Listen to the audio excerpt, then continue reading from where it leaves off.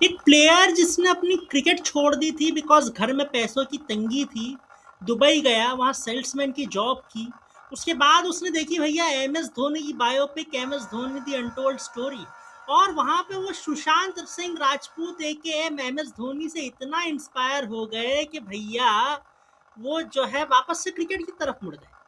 फिर वो मिले जी फ़खर ज़मान से। फ़खर ज़मान ने उन्हें एक केपीके के बहुत फेमस कोच है, उनसे इंट्रोड्यूस करवाया और कोच ने उनकी ट्रेनिंग की, और आज इंडिया वर्सेस पाकिस्तान मैच से पहले सारी हेडलाइंस ग्रैब करके बैठे हैं। मैं बात कर रहा हूं जी पाकिस्तान की latest spin sensation Usman Tariq. देखिए उस्मान तारिक काफी ज्यादा हेडलाइंस डोमिनेट कर रहे हैं, कभी उनके बॉलिंग एक्शन की वजह से, कभी उनकी परफॉर्मेंस की वजह से, और कभी स्टॉप स्टार्ट बॉलिंग की वजह से। लेकिन भैया ये जानते हैं कौन उस्मान तारिक? तो जैसे कि मैंने आपको बताया, केपीके में जन्म हुआ था, फैमिली में पैसों की तंगी थी इसलिए दुबई चले गए। लेकिन दुबई में जो है भैया पता चला कि यार एम एस धोनी की बायोपिक आई है, गए देखने।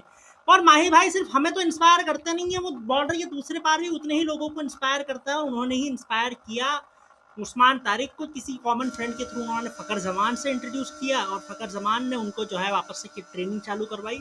और क्वेटा ग्लैडिएटर्स में जो है उनकी टीम में सिलेक्शन होता है, जो पाकिस्तान की पीएसएल की लोकल फ्रेंचाइजी है उसमें।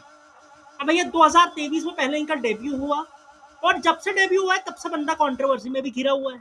2023 पीएसएल में इनके बॉलिंग एक्शन पर सवाल या निशान उठे तो भैया रिपोर्ट कर दिया गया, लेकिन बॉलिंग एक्शन क्लियर हुआ। फिर कैरेबियन प्रीमियर लीग गए, कैरेबियन प्रीमियर लीग के अंदर भी भैया 2024 में बॉलिंग एक्शन पर वही सवाल उठा, और वहीं पे जो है वापस से बॉलिंग एक्शन रिव्यू में भेजा गया, लेकिन क्लियर कर गए।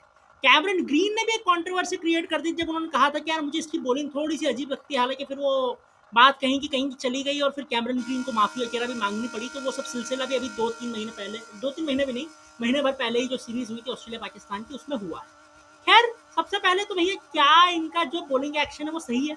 तो देखिए रविचंद्रन अश्विन और अंपायर अनिल चौधरी जैसे रिनाउंड क्रिकेटिंग माइंड्स जो है वो ये कह रहे हैं कि भैया इनका एक्शन पूरी तरह से सही है। तो फिर हम जैसे छोटे क्रिएटर्स तो उस पर बात करने के लिए कुछ होते नहीं। लेकिन द फैक्ट इज कि भैया उस्मान तारिक को इतना हाइप क्यों किया जाता है? देखो जैसा कि मैंने बताया कि दुबई में बंदा सेल्समैन था, इसीलिए सेल्समैन है तो अपना मंजन उसे अच्छे से बेचना आता है, और वही मंजन वो बहुत अच्छे से बेच भी रहे हैं और हेडलाइन डोमिनेट भी कर रहे हैं अपनी स्टॉप स्टार्ट बॉलिंग की वजह से।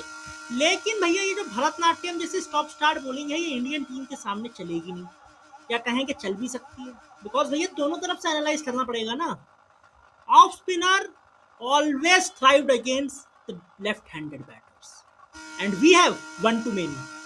आप गिनिए सिर्फ ईशान किशन, अभिषेक, तिलक, अक्सर, उसके बाद में जी आपके शिवम दुबे, इतने सारे 5-7 में से 5 लेफ्ट हैंडर्स हैं हमारी टीम में। तो इसलिए उस्मान तारिक को निकेट करना हमारे लिए बहुत ज्यादा क्रूशियल हो जाएगा। खैर उस्मान तारिक की देखिए सिर्फ मंजन ही बेचा नहीं जा रहा है, कुछ ना कुछ परफॉर्मेंस भी ऑफकोर्स होती ही है, और उनकी परफॉर्मेंसेस क्या है अगर उस पर नजर डाली जाए तो भैया बंदा जो है सीपीएल 2025 का मोस्ट वैल्यूएबल बॉलर रहा है। 12 मैचेस में 20 विकेट्स लिए, 10 मैचेस में 20 विकेट्स लिए, माफ कीजिएगा। उन्होंने ऑल टाइम जो पूरे टूर्नामेंट का विकेट टेकिंग चार्ज था उसके अंदर जो है बंदा दूसरे नंबर पर था। फर्स्ट पर एवरग्रीन इमरान ताहिर थे 23 विकेट्स के साथ, लेकिन इमरान ताहिर ने इनसे 2 मैचेस भी ज्यादा खेले थे, इन्होंने उनसे 2 मैचेस कम खेले थे। सो यार इसलिए टैलेंट तो है, और प्लस अभी अभी हैट्रिक भी लेके आ रहा है भैया। जिम्बाब्वे के अगेंस्ट गेम था उसमें हैट्रिक भी लिए, और पाकिस्तान का कोई प्रेशर जिम्बाब्वे के अगेंस्ट, पाकिस्तान का कोई प्लेयर जिम्बाब्वे के अगेंस्ट अगर परफॉर्म कर लेना, इसका मतलब आप मान लीजिए कि उसमें एक्चुअल में टैलेंट है। वरना तो भैया लोगों के हाथ पैर फूल जाते हैं। हमने देखा ही था पिछले 2-3 वर्ल्ड कप से पहले कि भैया कैसे जिम्बाब्वे को देखकर पाकिस्तान के प्लेयर्स के हाथ पैर फूल जाते हैं। तो इसलिए टैलेंट तो है, अब देखते हैं कल कैसे नेगेट किया जाता है उनको। लेकिन कुछ ज़्यादा ही ओवर हाइप क्रिएट कर दी गई है। मुझे ऐसा लगता है कि हमारे जो प्लेयर्स हैं ना वो बहुत अच्छे से जानते हैं कि कैसे उस्मान तारिक को आड़े हाथों लेना है, और होपफुली वो लेंगे भी। लेकिन बात इतनी चल रही थी तो मुझे लगा कि यार उस्मान तारिक कौन है, क्या है, उनका पूरा कच्चा चिट्ठा आप लोगों के सामने रखा जाए। तो यही एक कोशिश की है। अगर आपको वीडियो अच्छी लगी हो तो प्लीज़ लाइक कीजिएगा, सब्सक्राइब कीजिएगा चैनल क्रिकेट कार्निवल को। मिलेंगे आपसे बहुत जल्दी, तब तक के लिए अपना ख्याल रखिएगा। धन्यवाद।